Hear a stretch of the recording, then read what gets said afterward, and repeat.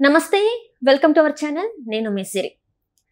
ఒక ఐడియా జీవితాన్ని మార్చేస్తుంది, అలాగే ఒక సర్వే ఆంధ్రప్రదేశ్ రాజకీయాల్ని మార్చేసింది. సో ఈ అంశాన్ని మనకి ఇంకా వివరించడానికి మనతో పాటు ఉన్నారు ప్రముఖ senior journalist, political analyst C S Rao garu. నమస్కారం నమస్తే సార్. ఇప్పుడు చూస్తుంటే ఏపీ రాజకీయాలు ఒక సర్వే వల్ల మొత్తం మారిపోయిందని చెప్పేసి మనకి తెలుస్తుంది. సో అసలు ఏం జరుగుతుంది సార్? ఒకటేంటంటే చంద్రబాబు నాయుడు ఎప్పుడు కూడా ప్రజెంటేషన్ చాలా అద్భుతంగా ఇస్తుంటారు. అందుకే ఆయన్ని హైటెక్ సీఎం అని అంటుంటారు.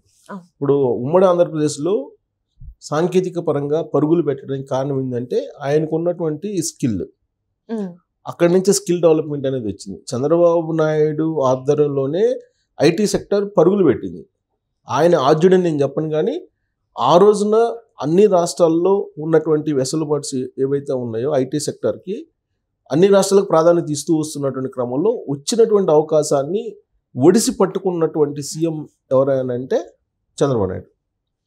కారణం ఏంటంటే కంపెనీలను అట్రాక్ట్ చేయడంలో ఆయన చాలా ప్రజెంటేషన్ ఇవ్వడంలో కానీ స్కిల్ని బాగా ప్రదర్శిస్తూ ఉంటారు. అందుకే ఇండస్ట్రియలిస్టులు ఎప్పుడు కూడా పారిశ్రామికవేత్తలు చంద్రబాబు నాయుడు అంటే చాలా లైక్ చేస్తుంటారు. దానికి కారణం ఏంటంటే ప్రజెంటేషన్. అలానే ఇప్పుడు ఆంధ్రప్రదేశ్లో ఉండేటువంటి రాజకీయాల్ని మలుపు తిప్పాలి అని చెప్పి చంద్రబాబు నాయుడు అనుకున్నారు.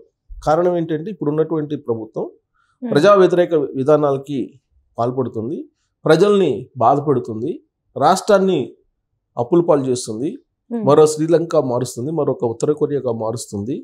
కాబట్టి రాష్ట్రాన్ని బాగు చేయాలి అని అంటే ఏం చేయాలి అనే దాని మీద 2-3 సార్లు అమిత్ షాని కలిసి ప్రజెంటేషన్ ఆంధ్రప్రదేశ్లో ఉండేటువంటి సిచ్యువేషన్ ఏంటంటే ఎక్స్ప్లెయిన్ చేశారు.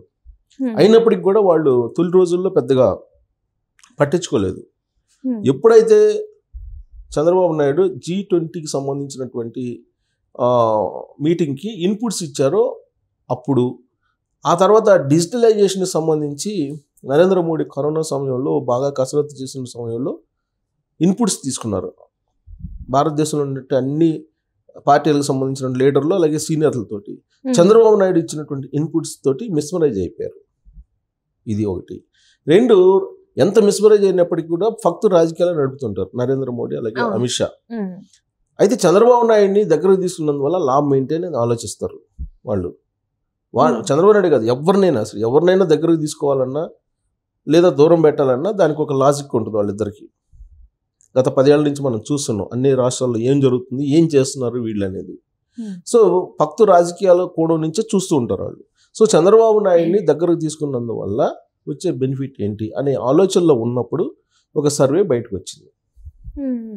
ఆ సర్వే ఏంది? నేషనల్ సర్వేలు, లోకల్ సర్వేలు, పర్సనల్ సర్వేలు, ఇన్ని రకాల సర్వేలు ఉంటాయి.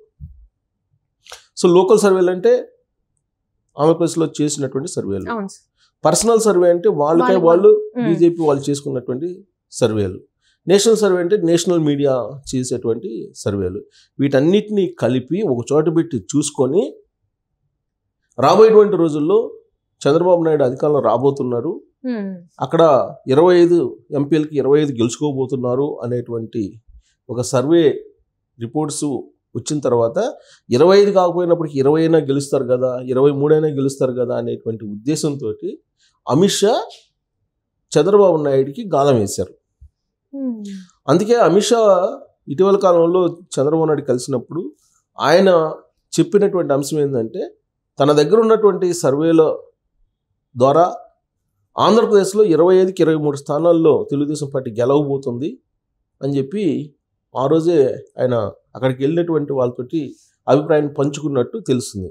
ఆ రోజే ఢిల్లీ నుంచి లీక్ అయింది. అది సీన్ కట్ చేస్తే నిన్న ఏబీపీ సీ ఓటర్ సర్వే అలాగే News18 సర్వే 2 వచ్చాయి. ఈ 2 ఏం చెప్తున్నాయి? 25 లోక్సభ స్థానాలకు గాను 20 లోక్సభ స్థానాలని తెలుగుదేశం పార్టీ కూటమి గెలుచుకుంటుంది ఆంధ్రప్రదేశ్లో అని ఏబీపీ సీ ఓటర్ సర్వే కుండ బద్దలు కొట్టినట్టు చెప్పేసింది. ఎందుకు ఏబీపీ సీ వాటర్ గురించి చెప్పుకుంటున్నామనంటే అది ఒక స్టాండర్డ్ సంస్థ. అది చేసేటువంటి సర్వేలు గతంలో కూడా నిజమయ్యాయి, దగ్గరగా వచ్చాయి ఫలితాలు. దీంతోపాటు News18 కూడా ఒక సర్వే చేసింది, అది కూడా నేషనల్ మీడియా. News18లో వచ్చినటువంటి రిజల్ట్ ఏంటి? అవుట్ ఆఫ్ 25 18 తెలుగుదేశం పార్టీ కూటమి గెలుచుకునేటువంటి అవకాశం ఉంది అని చెప్పి వచ్చింది. సో అంటే దీన్ని మనం అసెంబ్లీ నియోజకవర్గాల వారీగా లెక్కేసుకుంటే మనం దాదాపు 120 స్థానాల వరకు ఏబీపీ సర్వే ప్రకారం వస్తుంది, 126 స్థానాలు.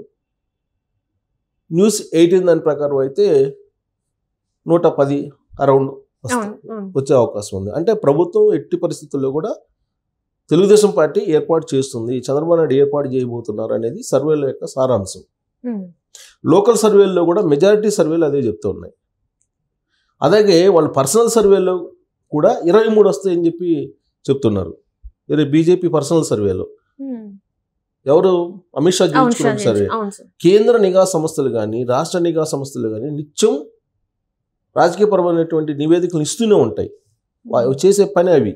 యాక్చువల్గా నిఘా సంస్థలు చేయాల్సింది ఏంటంటే రాష్ట్రంలో ఉండేటువంటి శాంతి భద్రతలు కాపాడటానికి రహస్యమైనటువంటి సమాచారాన్ని ప్రభుత్వానికి చేరవేయటం నిఘా సంస్థల యొక్క ఉద్దేశం. కానీ మారినటువంటి రాజకీయ పరిణామాలు, సమకాలీన రాజకీయాల్లో ఈ నిఘా సంస్థలు రాజకీయపరమైనటువంటి మార్పులకు కూడా ఆయా పార్టీలకి చేరవేస్తూ ఉంటాయి, అధికారంలో ఉన్నటువంటి పార్టీలకి. అలా ఇప్పుడు రాష్ట్ర నిఘా వర్గాలు కానీ కేంద్ర నిఘా వర్గాలు కానీ చెప్పేది ఏంటంటే రాబోయేటువంటి రోజుల్లో 100కి 100% తెలుగుదేశం పార్టీ కూటమి అధికారంలో రాబోతుంది ఆంధ్రప్రదేశ్లో అని చెప్పి చెప్తూ ఉన్నాయి. సో కాబట్టి పర్సనల్ సర్వేలు అదే చెప్తున్నాయి, అలాగే నేషనల్ సర్వేలు అదే చెప్తున్నాయి, లోకల్ సర్వేలు కూడా అదే చెప్తున్నాయి. ఇన్ని సర్వేలు చెప్తున్నప్పుడు దక్షిణ భారతదేశంలో బలహీనంగా ఉన్నటువంటి బీజేపీ చంద్రబాబు నాయుడు వదులుకుంటుందా అంటే వదులుకోదు. అందుకే నరేంద్ర మోడీ అలాగే అమిత్ షా ఇద్దరు వ్యూహాత్మకంగా తనకై తను వాళ్ళ దగ్గరికి వచ్చేటట్టు చంద్రబాబు నాయుడిని కార్నర్ చేశారు. కార్నర్ చేసి తెలుగుదేశం పార్టీ చంద్రబాబు నాయుడే వాళ్ళ దగ్గరికి వెళ్ళేలా చేశారు. మనకు కనిపిస్తూ ఉంది ఇప్పుడు. సో ఆ పని ఎందుకు చేశారు అని అంటే ఒక సర్వే మొత్తం మార్చేసింది రాజకీయాలను. ఈ సర్వేలే మార్చేసింది రాజకీయాలని. సర్వేల్లో వెనకబడినట్టు కనుక ఉన్నట్టయితే జగన్మోహన్ రెడ్డి తోటి తెర వెనుక వాళ్ళు రాజకీయం చేస్తూ ఉండేవాళ్ళే. 2019 నుంచి ఇప్పటి వరకు కూడా తెర వెనుక జగన్మోహన్ రెడ్డికి అండదండలు అందిస్తున్నారు కదా, సహకరిస్తూ ఉన్నారు కదా, వైఎస్ఆర్ కాంగ్రెస్ పార్టీ తోటి కలిసి నడుస్తూ ఉన్నారు కదా, అది అందరికీ తెలిసిందే కదా. ఎందుకు జగన్మోహన్ రెడ్డిని వదులుకొని చంద్రబాబు నాయుడు తోటి కలిశారంటే కేవలం ఈ సర్వే. అందుకే ఒక క్లిక్ అయినటువంటి ఒక అడ్వర్టైజ్మెంట్ ఏంటి, ఒక ఐడియా జీవితాన్ని మార్చేసింది అని అంటారు. అలాగే ఒక సర్వే టోటల్ రాజకీయాన్ని మార్చేసింది ఆంధ్రప్రదేశ్లో అని చెప్పి మనం విశ్లేషణ చేసుకోవచ్చు. సో ఇంత సర్వేల యొక్క బలం ఉంటుంది. రాజకీయ నాయకులు ఎప్పుడు కూడా ఎవరికి వాళ్ళు సర్వే చేసుకుంటున్నారు, వాళ్ళ బలాలను ఎప్పటికప్పుడు అంచనా వేసుకుంటూ ఉంటారు. ప్రత్యర్థి యొక్క బలాలు ఏంటి, బలహీనతలు ఏంటి అనేది తెలుసుకునేటువంటి ప్రయత్నం చేస్తుంటారు. దానికి అనుగుణంగా స్టెప్స్ చేస్తూ ఉంటారు. ఇప్పుడు అదే జరిగింది. తాజా సర్వేని కనుక చూస్తే కంప్లీట్గా 25 ఎంపీ స్థానాలకి 23 వస్తాయని చెప్పి అమిత్ షా సర్వే చెప్తుంది. ఏబీపీ 20 చెప్తుంది, న్యూస్ 18 ఏమో 18 చెప్తుంది. అంటే ఏ సర్వే చెప్పినా కానీ తెలుగుదేశం పార్టీ కూటమికి అత్యధికంగా వచ్చే అవకాశం ఉంది. కేవలం 5 మాత్రమే వైసీపీకి వచ్చేటువంటి అవకాశం ఉంది అని అంటున్నారు. 5 ఎంపీలు. ఈ 5 ఎంపీలు వస్తున్నాయి అని అంటే 5 × 7 35 అసెంబ్లీ స్థానాలు, అంటే 35 అసెంబ్లీ స్థానాలు వచ్చే అవకాశం ఉందని చెప్పి తాజా సర్వేలు చెప్తూ ఉన్నాయి వైఎస్ఆర్ కాంగ్రెస్ పార్టీకి. రాబోయేటువంటి రోజుల్లో ఇంకా ఆ స్థానాలు తగ్గడం తప్పితే పెరిగేటువంటి అవకాశాలు ఉండే అవకాశం లేదు, ప్రభుత్వం అధికారంలో ఉంది కాబట్టి. ప్లస్ అతనికి గ్రాఫ్ ఎందుకు తగ్గిందని కూడా చెప్పారు నేషనల్ మీడియా. ఇప్పుడు ఆయన ఏదైతే సాలిడ్ ఓట్ బ్యాంక్ ఉందనుకుంటున్నారు, దళిత ఓట్ బ్యాంకు, అది దూరం జరిగిపోయింది జగన్మోహన్ రెడ్డికి అనేది వాళ్ళ అబ్జర్వేషన్.